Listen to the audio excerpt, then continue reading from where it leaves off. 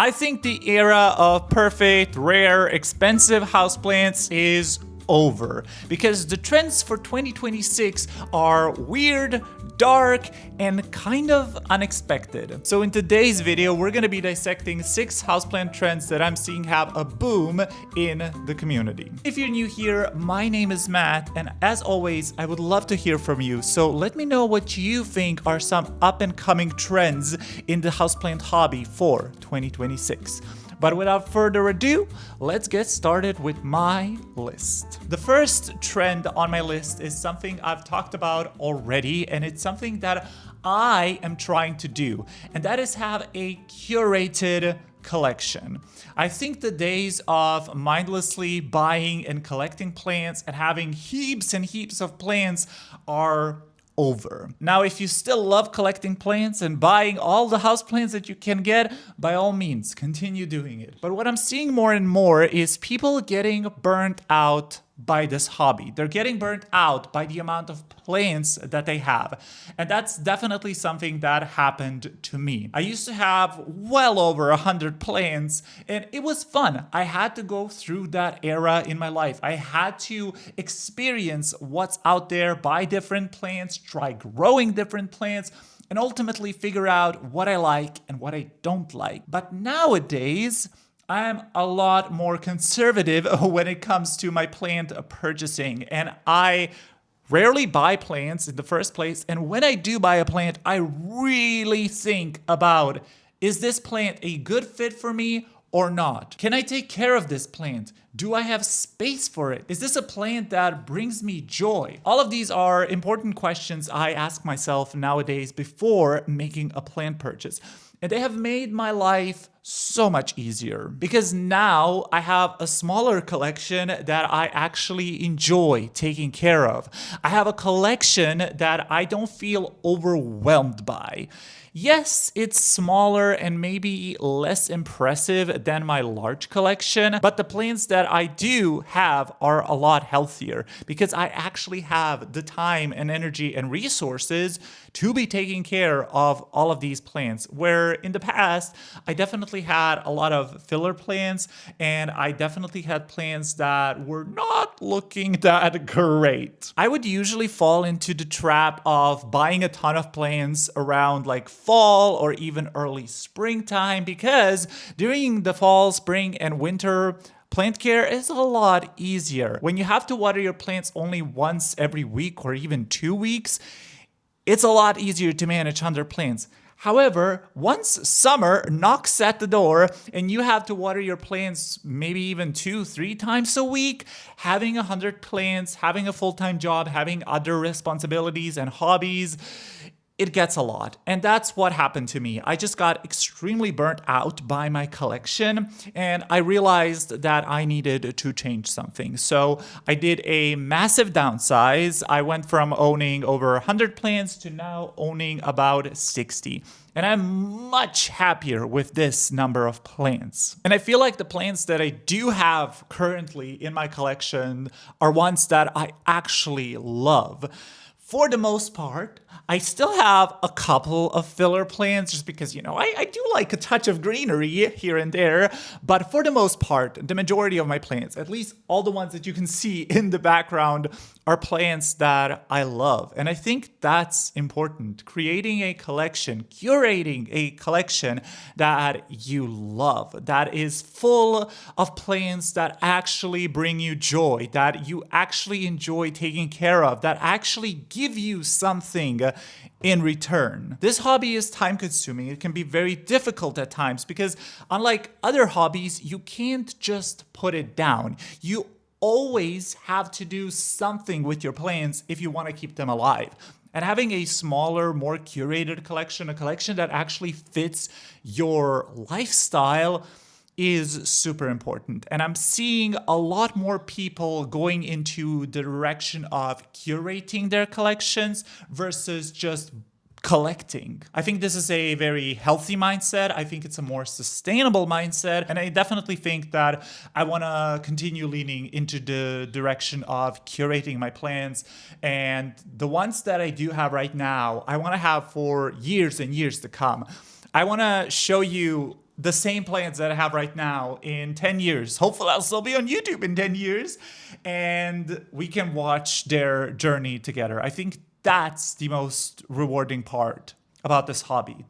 Anybody can go out and buy a plant, but not everybody can keep a plant alive for years and have it actually thrive. So I absolutely love this trend. I hope it's here to stay, and I hope more people will jump aboard this trend. But of course, if this hobby is just about collecting and you want to collect them all like Pokemon, by all means, do it. I would just advise you to be mindful. That's all. Oh, the next trend I absolutely love because it is dark gothic plants. Now, I may not look like it, but I am a emo/scene kid at heart, and I love anything dark, gothic, horror-y, scary, spooky. I love it. I love it all. I love it, everything about that vibe, that aesthetic, that dark academia. Mwah! It's chef's kiss. And I'm seeing such a big resurgence in plants that give that vibe. Think dark velvety plants like anthuriums, gothic looking plants like begonias. I love it all. Dark foliage has definitely been always kind of trendy and, in my opinion, extremely beautiful. But I see a lot more people leaning into that vibe, not only with their plants, but also with their home decor. I see a lot of people painting their rooms, their plant rooms, their houses even, darker shades of blues, maroons, even grays. And I think greenery and darker colors and naturey vibes really fit into that kind of darker aesthetic. And I absolutely love it. And it's something that I want to lean into a lot more. Now, unfortunately, I am renting and I don't want to make like any huge changes in this house, but I dream of having this kind of dark plant shelf with like a dark red maroony background. I think my plants would pop so hard against that kind of wall color, and I would just get that really cool gothic vibe. And of course, dark gothic plants themselves are just so interesting. Anthuriums are definitely the first thing that comes to mind when we talk about dark gothic velvety. They have definitely had their boom in the community. They're still extremely popular, and I would say for a good reason. I am still not tired of seeing a good dark-leaved, minimal-veined anthurium. But I'm also seeing a lot of different types of plants and genuses that fit this dark academia vibe getting a lot more attention, which I love. And I definitely want to add more plants like that to my collection, because it's not only super interesting and cool, but they also offer a stark contrast to a lot of my like regular green plants or even my silver plants. I think having a combination of like green plants, silver plants, black plants is truly the key to having a curated, amazing looking collection. So I'm definitely in the market for some gothic looking plants. And if you have any favorite gothic looking plants, do leave those down in the comments as well, because I'm always open to hearing about new interesting plants that I haven't seen before. And I know y'all have great taste, so I know you will give me some good suggestions. But yeah, I'm definitely here for this trend, and I would say we all need a little bit more goth and darkness in our lives, especially because for the last couple of decades even, I would say, the all-white aesthetic has dominated the world, and I never liked a all-white aesthetic, but especially now, I'm just tired of it. Bring back the goth, bring back the color, bring back fun things.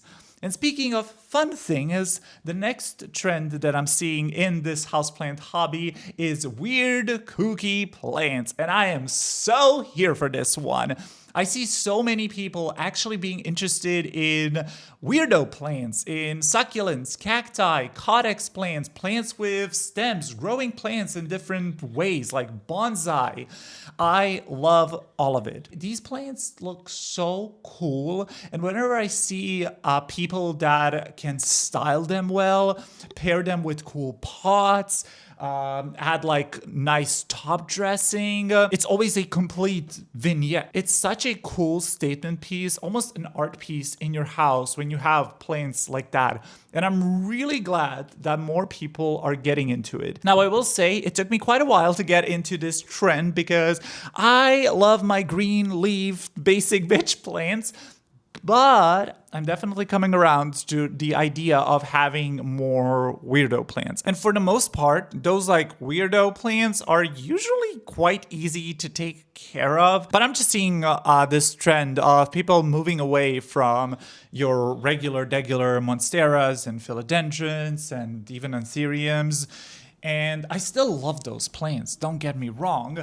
But I think having a mix of all of those things, having a mix of all of those plants is what makes a collection really interesting. And it all goes back to the first point, which is curating your collection. You know, by adding darker plants or quirkier plants, you're just making your whole collection more interesting. And if you have like a combo of something a little bit more simple next to something a little bit more interesting or unique, it creates a very visually appealing image. Those types of plants just have a lot of character and personality. And I think, again, going back to the all white situation, that's what we're missing in our lives. It's that playfulness. I feel like now that I am almost in my 30s, I'm finally realizing how important it is to have those playful elements in my life. I am really here for people experimenting more with plants and trying to grow different types of plants. So I'm all for quirky, weirdo guys. Little kooks, if you will. I hope you're enjoying this video thus far, and if you are, please don't forget to hit that like and subscribe button, and most importantly, watch till the end. Your support means the world to me. The next trend that I'm seeing in the houseplant hobby is the rise of tissue culture. Now, tissue culture has been a hot topic for years now. And it has definitely caused a lot of discussion. Some people are here for it, and some people are absolutely against it. I personally am very much here for tissue culture. I think whatever allows more accessibility, more affordable plans for people is a good thing. I know it unfortunately negatively impacts some smaller businesses. I do understand that. I do think we should still support our small businesses, but I also think that everybody deserves to be part of this hobby and to try out all those cool plants that are out there. And tissue culture is the reason why we can do that. I would say that the majority of my plants came from tissue culture, and I definitely wouldn't be able to afford all of these plants if they weren't tissue cultured. So I'm definitely here for it. But the trend that I'm seeing lately is people growing tissue culture plants from like little seedlings that just came out of the lab. In the past, I feel like, yes, tissue culture was a thing, but you would buy a plant that's already established and grown in a greenhouse. But more and more, I'm seeing people buying and selling little jars of tissue cultured plants.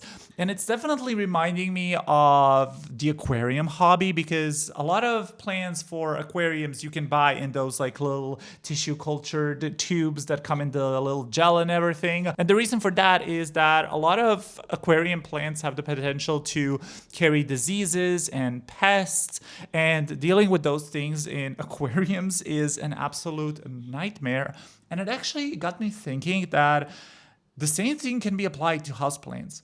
When you buy a houseplant at a big box store or even at a nursery, there is a high chance that you will run into pests or bring pests back into your collection. But if you buy something that's been grown in a lab in sterile conditions, the chances of you bringing home a pest are pretty much zero. I have never grown a small like sapling tissue culture plant, but I would be interested in trying it out.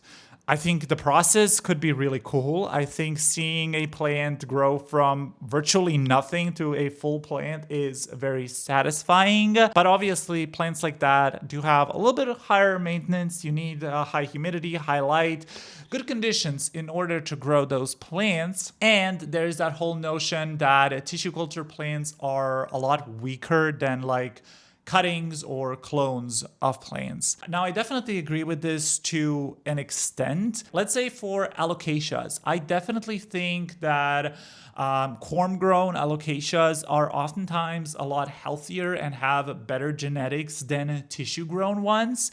However, corn-grown alocasias can also be a lot more expensive. And I definitely think that you can still grow beautiful, healthy, tissue cultured plants as long as you provide them with good care and good conditions. Now, of course, tissue culture can also result in weird mutations or plants not growing well. But in my opinion, there are also a lot of plants that came from tissue culture that grow absolutely fine and beautiful. I'm definitely for tissue culture, but I think there is still a lot of room for improvement. Like anything else, it's mostly about the money, especially for the big companies. So they don't really care about the health of the plant. They care about selling as many units as possible. But I do believe that there are still amazing people out there, amazing scientists who are constantly working on this and trying to create better, healthier plants. And I mean, imagine just all of the options, mutations, and fun plants that we wouldn't get if it weren't for tissue culture. And I think in 10, 20, 30 years, the tissue culture business will be even bigger. And I think we will get even cooler plants out of it. So I definitely support it. And I would love to try growing some plants from like just little seedlings, little tissue culture seedlings. I think that would be really, really fun. Okay, the next trend that I'm seeing is really fun.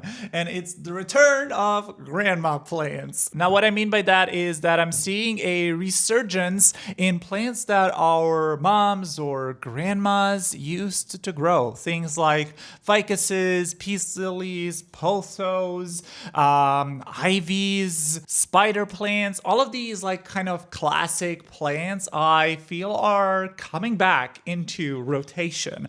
And I think part of that is because people are just getting a little bit sick and tired of all the rare, expensive aeroids. At least I know that I am.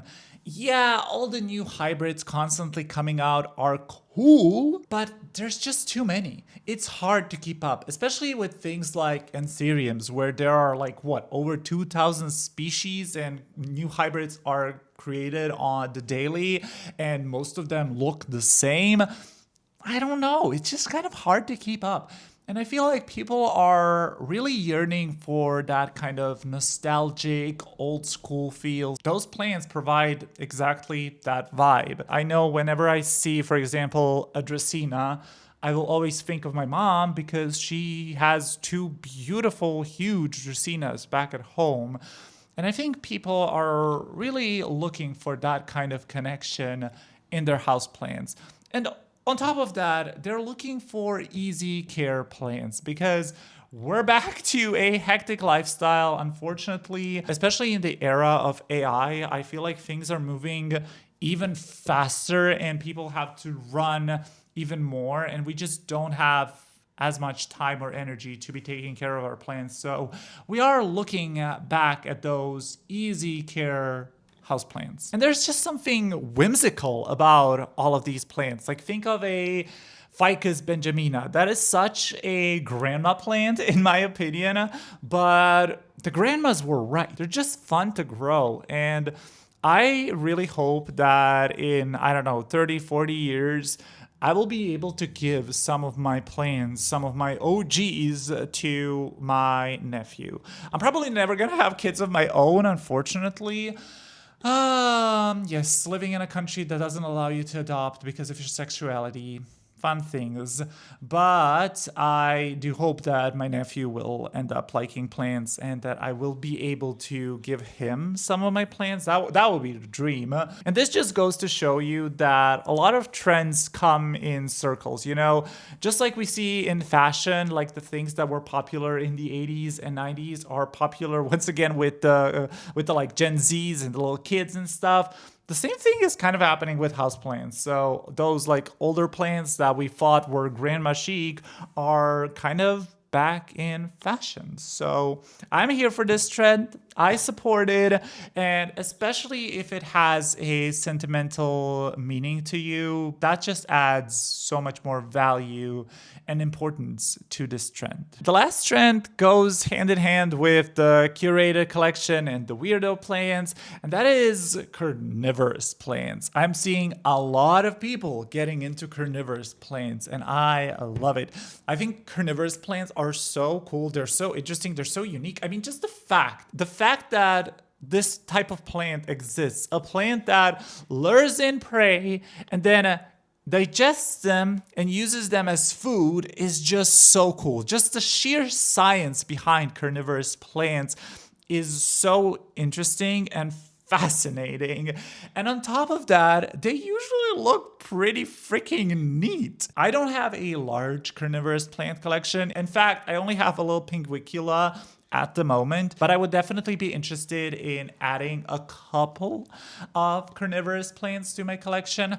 I would love to grow a couple of nepenthes. I think they are so cool, but unfortunately, I do know that those plants require a lot of light.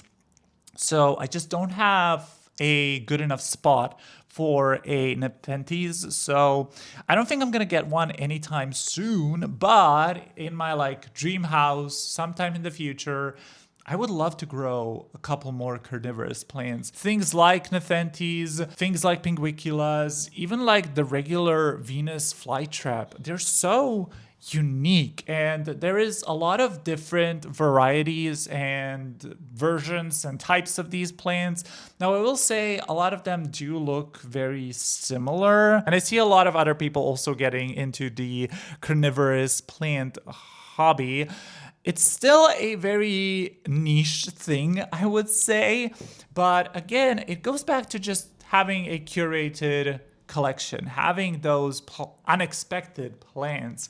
And I mean, they eat fungus gnats. What more can you want from a plant? And as long as you give them good enough light and don't let them dry out, they are pretty easy. They do say that you should be giving your carnivorous plants distilled water, but truth be told, I never gave any of my carnivorous plants distilled water. I just gave them tap water and they were fine.